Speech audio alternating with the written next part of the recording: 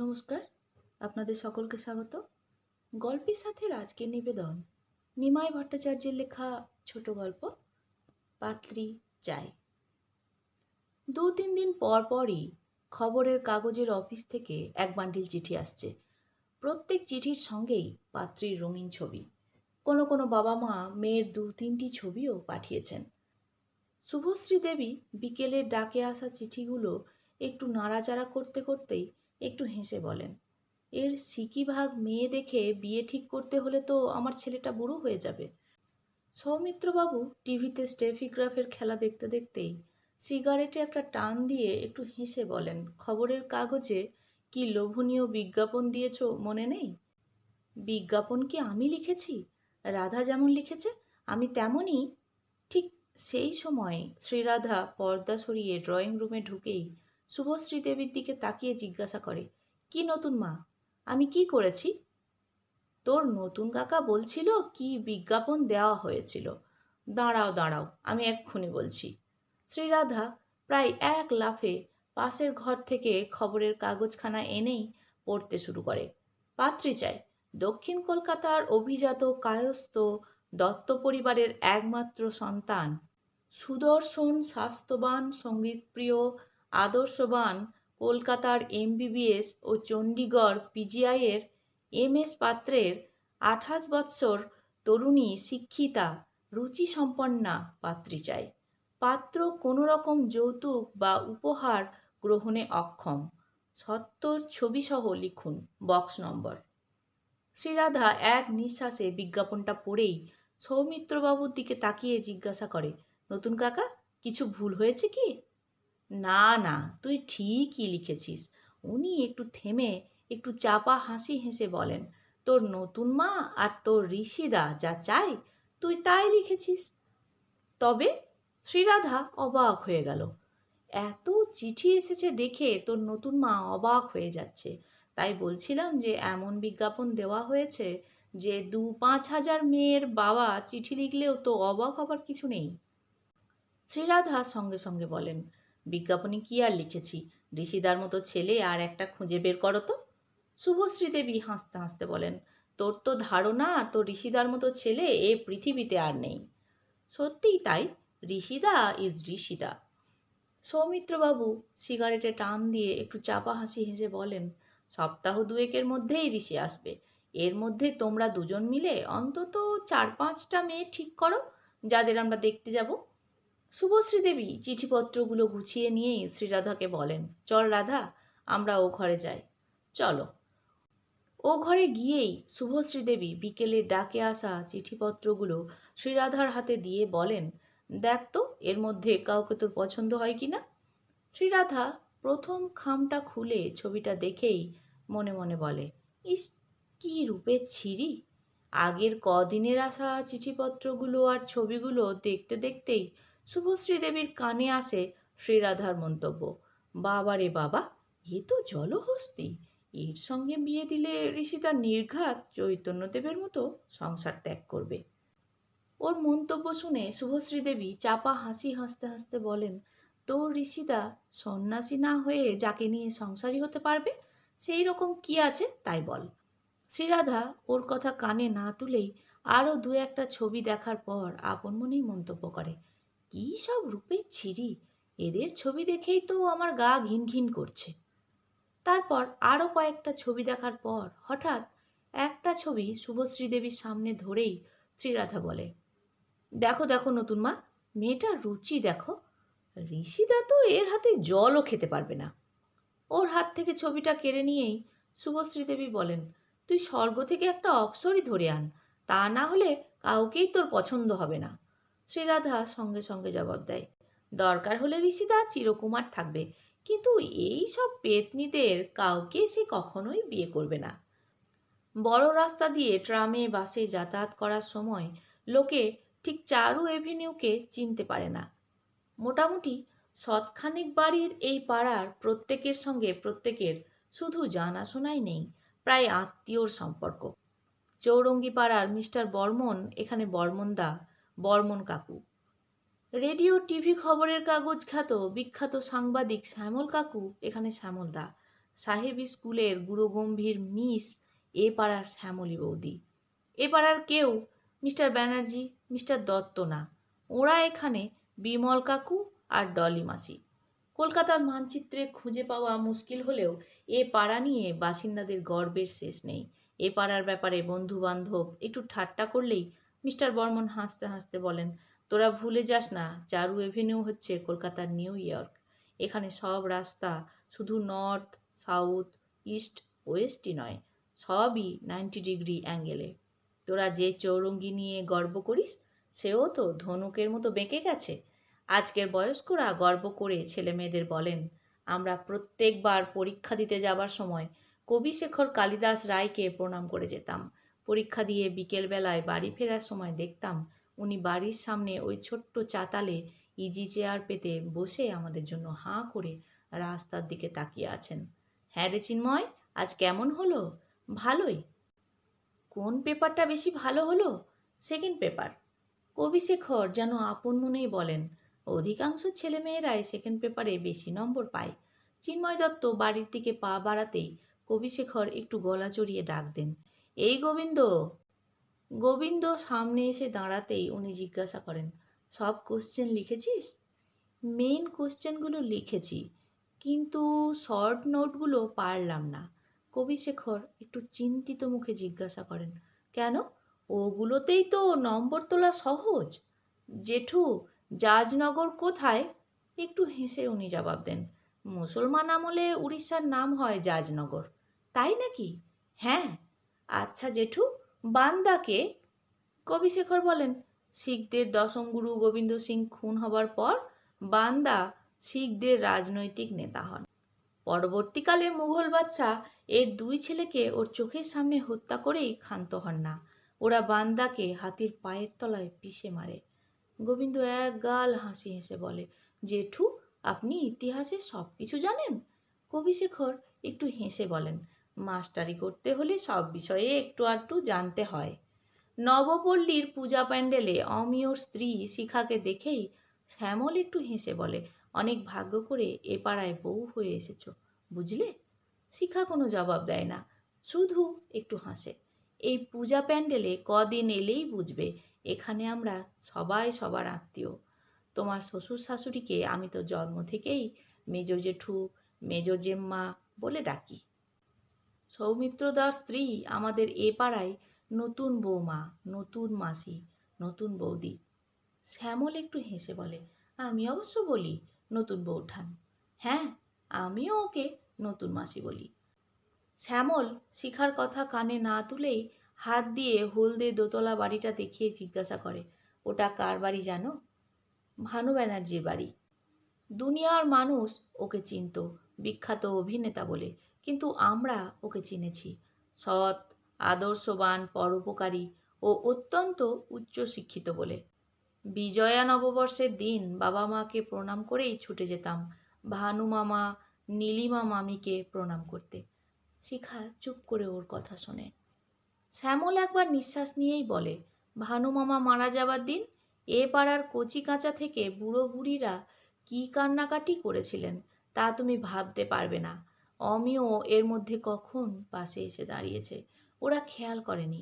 শ্যামলের কথা শুনে সে বলে, সত্যি সেদিনের কথা কোনোদিন ভুলবো না। শিখার মাথার ঘুমটা একটু সামনের দিকে টেনে দিয়েই বলে, নীলিমা মামিও খুব ভালো। শ্যামল কিছু বলার আগেই অমিয় ওর স্ত্রীর দিকে তাকিয়ে বলে, নীলিমা মামি ভালো মানে অসম্ভব ভালো। অত বিখ্যাত অভিনেতা স্ত্রী ও নিজে অত বড় গাইয়ে হওয়ার সত্ত্বেও কি অমায়িক আর ভদ্র। এ পাড়ার ছেলে মেয়েদের মধ্যেও ভারী মজার সম্পর্ক। চন্দন, বিনু, বাবলুরা রোজ সন্ধ্যের পর ওই মোড়ের মাথায় বারুজ্যের বাড়ির সিঁড়িতে বসে আড্ডা দেয়। গ্যারেজের মধ্যে কেষ্টদার দোকান থেকে অনুরাগ বেরুতেই চন্দন ডাক দেয়, এই অনু, শোনো। আমুল স্প্রের টিন হাতে নিয়ে অনুরাগ ওদের সামনে এসেই বলে, বলো। তোর কেক খেলাম। বাবুল সঙ্গে সঙ্গে বলে, হ্যাঁ রে অনু, তুই ওদের কেক দিয়েছিস আর আমাদের দিলি না? এর আগের বার যখন কেক করেছিলাম তখনই তো তুই খেয়েছিস। চন্দন বাবলুর হাঁটুতে একটা থাপ্পড় মেরে বলে, তুই চুপ কর, আমাকে বলতে দে। অনুরাগ বলে, বল বল, কি বলবি? আমি পড়তে পড়তে উঠে এসেছি।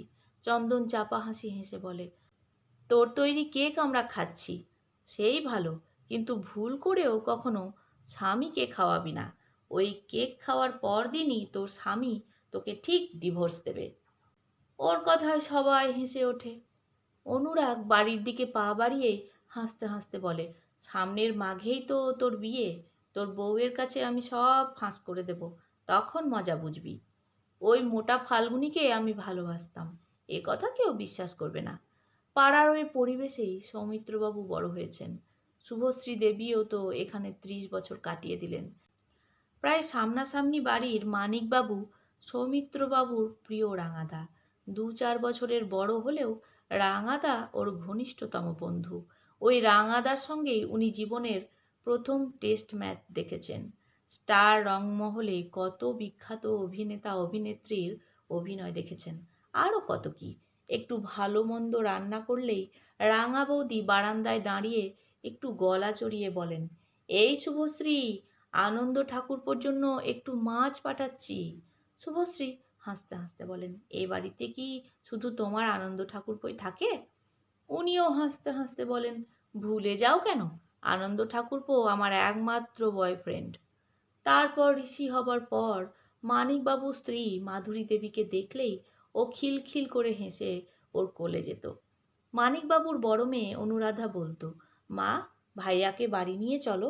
এই অনুরাধার জন্যই মাধুরী দেবী ঋষিকে বাড়ি নিয়ে যেতেন। ঋষিও মহানন্দে সারাটা দিন কাটাতো। বছর পর ঋষি স্কুল যাতায়াত শুরু করলো। ও স্কুল থেকে নেমেই এক দৌড়ে বাড়ির সামনে এসেই চিৎকার করতো, রাঙামা, আমার ছুটি হয়ে গেছে। মাধুরী দেবী দোতলায় দাঁড়িয়ে হাসতে হাসতে বলেন, এক দৌড়ে উপরে উঠে এসো, আমি তোমার জন্য কখন থেকে দাঁড়িয়ে আছি। উল্টো দিকের বারান্দায় দাঁড়িয়ে শুভশ্রী একটু হেসে মাধুরী দেবীকে বলেন, এ ছেলেটা বোধহয় ভুল করে আমার পেটে জন্মেছে। উনি ঋষিকে কোলে তুলে নিয়ে ভিতরে যাবার আগে হাসতে হাসতে বলেন, তুই আর তোর বর যে আমার ছোট মেয়েটাকে কেড়ে নিয়েছিস। অনুরাধা জন্মের বছরখানেক পর সৌমিত্রবাবুর সঙ্গে শুভশ্রীর বিয়ে হয়। অনুরাধা নতুন কাকা নতুন কাকিমার অসম্ভব ভক্ত হলেও শ্রীরাধার মতো ওদের কাছে মাসের পর মাস, বছরের পর বছর দিনরাত্রি কাটায়নি। অবশ্য তার কারণ ছিল। শ্রীরাধা যখন মাত্র 3 মাসের, তখন ওর মা আর একটা বড় অপারেশন হয়। 3 সপ্তাহ পর হাসপাতাল থেকে বাড়ি ফিরে এলেও ওইটুকু শিশুর সব দায়িত্ব পালন করা অসম্ভব ছিল, ডাক্তারেরও নিষেধ ছিল। তখন দীর্ঘদিন শ্রীরাধা শুভশ্রীর কাছেই থেকেছে। ও যত বড় হয়েছে এ বাড়ির সঙ্গে ওর সম্পর্ক তত গভীর হয়েছে। ছোটবেলায় শ্রীরাধা কিছুতেই নতুন কাকিমা বলতে পারত না, তারপর আস্তে আস্তে নতুন মা বলতে শুরু করে। দেখতে দেখতে গঙ্গা দিয়ে কত জল গড়িয়ে গেল। অনুরাধা বিয়ের পরপরই কানাডা চলে গেল। ঋষি মেডিকেল কলেজ থেকে পাশ করেই MS পড়ার জন্য চণ্ডীগড় গেল।